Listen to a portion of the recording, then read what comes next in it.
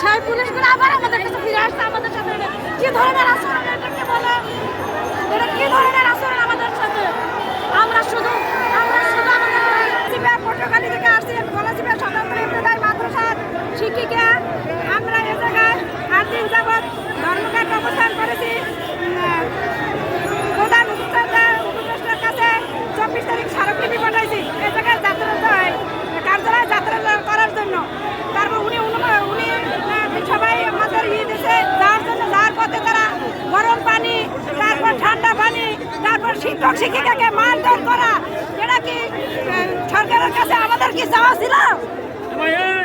আমি প্রধান উপদেষ্টার কাছে বলতে চাই, কেন এই শিক্ষকের গায়ে গুলি কেন করলো, কেন লাঠি চার্জ করলো, কেন মারলো, কেন?